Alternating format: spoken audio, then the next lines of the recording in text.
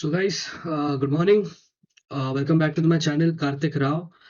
आज से हम लोग एक सीरीज स्टार्ट करेंगे ऑन टेक्निकल एनालिसिस. ओके, यहाँ पे मैं आपको फ्रॉम रूडिमेंट मतलब काफी बेसिक पार्ट से लेके एक एडवांस लेवल तक के टेक्निकल एनालिसिस के बारे में बताऊंगा over the period of time. एक सीरीज वीडियोस होंगे.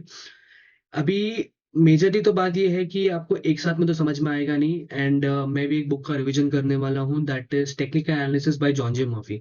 अगर आपके पास टाइम बहुत मतलब टाइम तो बहुत ज्यादा होगा, बट अगर आप अपना एनर्जी देना चाहते हो बुक पढ़ने के लिए, तो आप बेझिझक होकर आप बुक पढ़ सकते हो जॉन जे मर्फी टेक्निकल एनालिसिस. अगर नहीं तो आपको एक सीरीज के हिसाब से मैं आपको वीडियोस आपके साथ में शेयर करूंगा जिसमें you will B actually getting कि मार्केट में एनालिसिस कैसे करते हैं. एंड अभी फिलहाल के लिए will go from basics, what is technical analysis, fundamental analysis का डिफरेंस क्या है, टाइमिंग की क्या अहमियत है टेक्निकल एनालिसिस में, हम उसके बारे में डिस्कस करेंगे अभी के लिए. Okay, so let's deep down. एक थोड़ा फिलोसफिकल रहेगा ये सेशन आज का. नेक्स्ट सेशन में मैं बात करूंगा कि हम किस हिसाब से उसमें डायमेंशंस के हिसाब से बात कर सकते हैं वगैरह वगैरह. So stay tuned and let's continue to the topic. So before diving deep into technical analysis we need to understand कि व्हाट इज टेक्निकल एनालिसिस. ठीक है, तो एक बेसिक डेफिनेशन क्या है टेक्निकल एनालिसिस का. टेक्निकल एनालिसिस का मतलब ये होता है कि प्राइस एक्शन की मार्केट एक्शन की स्टडी चार्ट्स के थ्रू, मतलब use of study of market action primary through charts for the purpose of forecasting the future price actions. ठीक है, अभी मार्केट एक्शंस जो है मेनली उसके काफी सारे तीन अलग अलग प्रिंसिपल्स है. मार्केट एक्शंस किस चीज से डिफाइन होता है? मार्केट एक्शन सबसे पहले डिफाइन होता है, first is price, second is volumes. अगर फ्यूचर्स एंड ऑप्शंस में देखा जाए तो अभी ये बेसिकली ये बुक फ्यूचर्स एंड ऑप्शंस के टेक्निकल एनालिसिस के ऊपर है, तो हम उस पे भी ध्यान दे रहे हैं, दैट इज ओपन इंटरेस्ट. अभी ओपन इंटरेस्ट काफी ब्रॉडर टॉपिक है, वो आने वाले टाइम पे आएगा. बट अभी के लिए फ्यूचर्स एंड प्राइस. प्राइस मतलब क्या होगा, जैसे every time some person is buying तो someone is there to sell, so that is the price. Okay, and volumes मतलब उन दोनों के बीच का जो ट्रांजैक्शन हो रहा है उसमें कितनी क्वांटिटीज आ रही है. 100 लोगों ने इन एवरेज में 1000 का ट्रेड प्लेस किया, तो 1000 की 22 सेल हो गई, तो मतलब 1 लाख का वॉल्यूम हो गया. That is what volume is technically. Okay, technical analysis जो होता है ना, ये एक्चुअल में तीन मेजर फिलोसफीज के ऊपर चलता है. ठीक है, सो सबसे पहला मेजर फिलोसफी है दैट मार्केट डिस्काउंट्स एवरीथिंग. मैंने इसके ऊपर एक छोटा सा शॉर्ट्स भी बनाया था, आप चैनल में जाके देख सकते हो. अभी व्हाई डू वी से मार्केट डिस्काउंट्स एवरीथिंग, लाइक अभी स्टॉक प्राइस क्या है, basically price action. Market action होता क्या है? मार्केट एक्शन मतलब डिमांड एंड सप्लाई. अगर मार्केट चलता ही उस चीज से, मतलब अगर किसी चीज अगर कोई एक्सपेक्ट कर रहा है कि ये स्टॉक ऊपर जाएगा तो उसका डिमांड बढ़ जाता है. अगर ग्रुप ने डिसाइड कर लिया कि इसका स्टॉक बढ़ जाता है, फिर एक इंडिविजुअल ने डिसाइड किया इसके बहुत सारे पैसे कि इसका प्राइस ज्यादा होना चाहिए, तो उसका डिमांड बढ़ जाता है, लोग उसको खरीदते हैं ताकि वो ऊपर जाए, वो सेल कर सके. वही अगर कोई चीज बहुत ज्यादा ऊपर है और उसका ऐसा लगता है कि बहुत ज्यादा वैल्यूड है और इसका प्राइसिंग नीचे आ जाना चाहिए, तो मार्केट नॉर्मली उसको रिएक्ट करता है और वो मार्केट नीचे आ जाता है. This is what actually demand and supply works. But market discount everything ऐसा क्यों बोलते हैं हम लोग? मार्केट डिस्काउंट एवरीथिंग ऐसा इसके लिए बोलते हैं बिकॉज कैसा होता है, कोई भी न्यूज है, फॉर एग्जांपल अभी लॉरस लैब का न्यूज हो गया या फिर एचडीएफसी का न्यूज हो गया. एचडीएफसी का न्यूज आता है, कोई भी न्यूज आता है, तो मार्केट के जो लोग हैं जो ट्रेड करते हैं, जो खरीदते बेचते हैं, वो पहले इस चीज को एनालाइज कर लेते हैं कि मार्केट में ये न्यूज आने वाला है, ये चीज खराब है, तो वो लोग फोकस कर रहे हैं कि भाई ये न्यूज आएगा, फंडामेंटल इसका सही है कि नहीं, मतलब फंडामेंटली इसमें क्या इफेक्ट होना चाहिए प्राइस का, कि for the company is is right, for the Nifty, for the index is it right और इज इट रॉन्ग. तो उस चीज के हिसाब से वो लोग एक्शन लेते हैं, तो डिमांड एंड सप्लाई उस हिसाब से फिर उसका रिएक्ट करता है. तो this is why market discounts everything. दूसरा है price moves in trend. Why do we say that the price move in trend? Price moves in trend हम ऐसा इसके लिए बोलते हैं बिकॉज क्या हो जाता है ना कि it's a herd mentality. Okay, तो अगर आपको कोई शेयर ऐसा लग रहा है बाई कर सकते हैं, वो क्यों लगता है? जब वो स्टॉक का प्राइसेस ऊपर जाता रहता है, या तो फिर वो न्यूज में आता है, या तो फिर न्यूज़पेपर में आता है, या तो फिर आपको सोशल मीडिया पे दिखाई देता है. So whenever such thing happens, तो वो ऑलरेडी एक ट्रेंड में है, इस वजह से आपको कोई ना कोई बोल रहा है कि वो स्टॉक ट्रेंडिंग है. तो price always moves in trend. यहाँ पे तीन टाइप के ट्रेंड होते हैं मेजरली. एक फ्लैट ट्रेंड होता है, एक अप ट्रेंड होता है, एक डाउन ट्रेंड होता है. जैसे फॉर इंस्टेंस सुजलॉन पिछले 11-12 से, इनफैक्ट 15 सालों से डाउन ट्रेंड पे था. यस बैंक डाउन ट्रेंड पे है. टाटा मोटर्स एक टाइम पे डाउन ट्रेंड पे था, तो ट्रेंड चेंजेस, और जब ट्रेंड चेंज होता है तो हर्ड उसी हिसाब से आगे, मतलब trend is always there, price always moves in trend. अगर आप 15 मिनट पे देखोगे तो शायद से वो रेंज रहेगा, बट अगर आप वो 1 घंटे पे देखोगे तो उसका ट्रेंड बन रहा है। वही आप 1 घंटे पे शायद से रेंज रहेगा, अगर आप एक दिन पे, अगर आप एक पूरे दिन के हिसाब से देखोगे तो ट्रेंड बनता है। तो everything is a trend, that's why we say price always moves in trend. दूसरा सेकंड है दैट हिस्ट्री रिपीट्स इटसेल्फ। अभी कैसा है, technical analysis is a study of chart patterns and human behaviour. तो अगर आपको जो कैंडलस्टिक, जो चार्ट्स आप देखते हो, वो क्या है अल्टीमेटली, एक ग्रुप, एक चंक का पूरा जो ट्रांजैक्शन हुआ है उसका एक रेप्लिका है इन द प्राइस। बराबर, मतलब वो एक प्राइस पे आपको रेप्लिकेट करके दिखाया गया है, तभी वो आपको बता पा रहे हैं। अगर कोई भी चार्ट है, फॉर एग्जांपल मोरोबोसी चार्ट जैसे कि बोलते हैं, हम लोग आगे उसके बारे में सीखेंगे। ठीक है, मोरोबोसी चार्ट बेसिकली क्या है, ओपन जहां हुआ है वहीं पे उसका लो है, ग्रीन मोरोबोसी की बात करो, और क्लोज जहां पे हुआ है वही उसका हाई है। अभी ये चीज काफी सारे टाइम रिपीट होता है। फॉर इंस्टेंस अभी रिसेंटली देखोगे तो TRI करके स्टॉक है। ये मेरे को इसके लिए याद है क्योंकि ये स्टॉक मैंने खरीदा है, ऑलमोस्ट 70 रुपीज पे बाई किया है, 270 का, 370 का चालू है। So this is not for that very reason, but the reason, अभी परसों के दिन पे चार्ट स्टॉक ओपन हुआ, शूट किया सर्किट। इससे क्या हो जाता है कि स्टॉक में आपको मोरोबोसी कैंडल दिखा, मतलब क्या हुआ कि कोई कोई इतना ज्यादा बुलिश है इसके ऊपर, एक ग्रुप इतना ज्यादा बुलिश है कि वो बाई करते गए, सेल करने का मौका दिया ही नहीं। एंड ऐसे ही बार बार होते रहते हैं, दैट्स व्हाई वी से हिस्ट्री रिपीट्स इटसेल्फ, क्योंकि ह्यूमन बिहेवियर है, उसका टेंडेंसी होता है उसको रिपीट करना।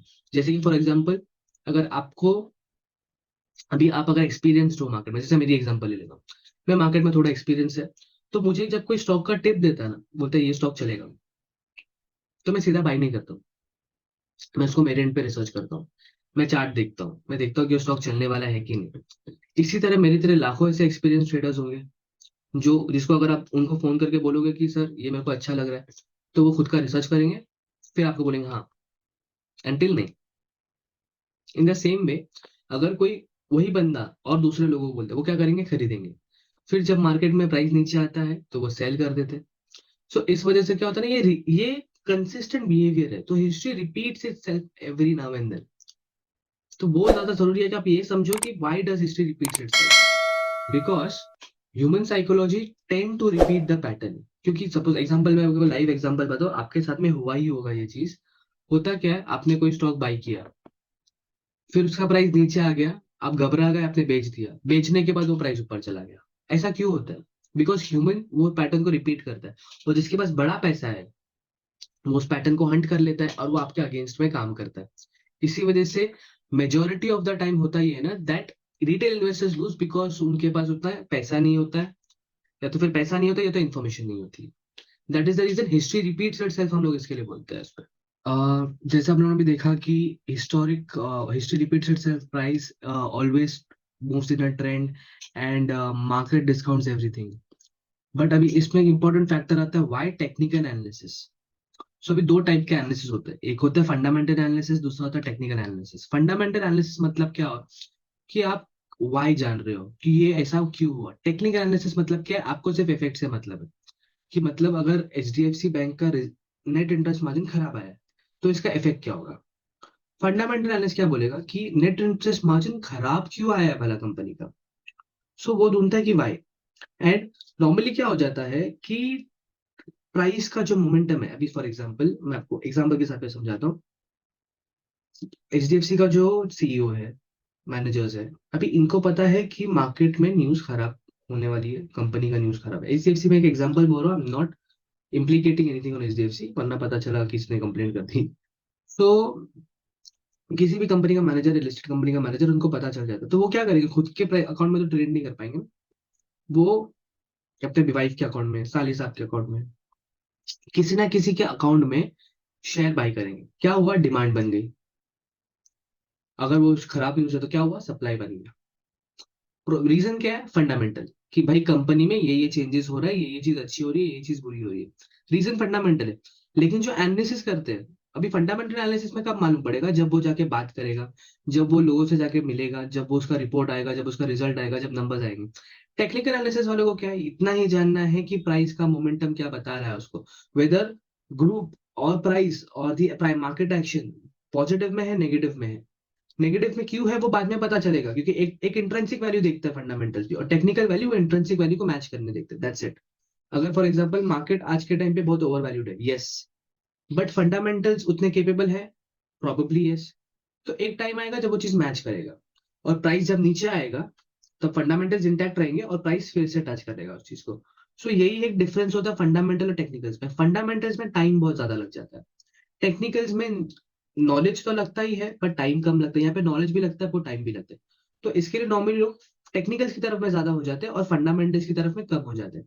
There is a reason for it, क्योंकि यहाँ पे मेजरली कैसे आप प्राइस को देख रहे हो, आप एक साथ में अगर आपने अपना एल्गोरिदम सेट कर लिया तो एक साथ में आप 25 से 30 स्टॉक्स देख सकते हो, चार्ट्स में तुरंत में उंगलियां घुमा सकते हो। वहां पे आपको हर एक चीज देखना है कि इसका अर्निंग्स कितना हुआ, इसका ऑपरेशन मार्जिन कितना हुआ, इसका ये फलाना कितना, ढिकाना कितना। ये सारी गुड़ गोबर देखने के बाद ही आपको समझ में आता है कि ये स्टॉक में इन्वेस्ट करना चाहिए। यहाँ पे आप पुराना प्राइस हिस्ट्री देख रहे हो, हिस्ट्री रिपीट्स इटसेल्फ पर नोटिस ले रहे हो, और ये देख रहे हो कि बॉस कि मार्केट में ट्रेंड क्या है, और आप ये देख रहे हो कि मार्केट डिस्काउंट एवरीथिंग में, मतलब इसमें डिस्काउंटिंग हुआ है क्या पॉजिटिव न्यूज का। न्यूज क्या आपको पता नहीं, प्राइस में आपको समझ में आ जाता है कि ये चीज डिस्काउंट कर रहा है कि नहीं कर रहा है। So that's why we say that fundamental and technical analysis overlap होता है काफी टाइम पे, कि लोग फंडामेंटल वाले भी चार्ट देखते हैं, टेक्निकल वाले भी फंडामेंटल देखते हैं। जैसे मैं फंडामेंटल देखता हूँ जब किसी मंथली ब्रेकआउट पे आता हूँ। तो डिपेंड करता है कि वो person to person, individual to individual, situation situation. लेकिन ये है दोनों अलग चीजें। आप एक जगह पे कंपनी का फंडामेंटल्स, कंपनी का रीजन क्यों जान रहे हो, यहाँ पे आपको सिर्फ मतलब असर क्या होने वाली है इस चीज की, मैटर वही करता है अल्टीमेटली, कि आप फायदे में रहोगे और कुछ मैटर नहीं करता। अभी ये जो आने वाली चीज बताने वाला हूँ, ये डेरिवेटिव्स, फ्यूचर्स और ऑप्शन ट्रेडर्स के लिए बहुत ज्यादा जरूरी है। देखिए इक्विटी मार्केट में कैसा हो जाता है ना, कि आप एनालाइज भले कर लो, खरीद लो, लॉस में आ गया रुक जाओगे, कोई टेंशन नहीं है, आप उसको महीना 2 महीना 10 साल 20 साल के बाद में बेच सकते हो जब प्रॉफिट में आएगा। फ्यूचर्स वालों का ऐसा हाल नहीं होता, ये कॉन्ट्रैक्ट होता है, एक सेट टाइमिंग दिया गया है कि आपको ये टाइम के अंदर बाई या सेल करना है। ऑप्शंस में यही टाइम दिया वरना ये जीरो हो जाएगा। तो इसके लिए एनालिसिस एंड टाइमिंग भी बहुत ज्यादा इंपॉर्टेंट होता है। तो मैटर ये करता है कि अगर आप एनालाइज कर रहे हो तो आपका बाइंग का टाइम बराबर है। Are you analysing before the price move और after the price move. If you are analysing after the price move, which means कि बहुत ज्यादा चांसेस है कि आपको बहुत छोटा मूव मिले या फिर मूव ना मिले फॉर दैट मैटर। तो इंपॉर्टेंट ये है कि आपका टाइमिंग क्या है।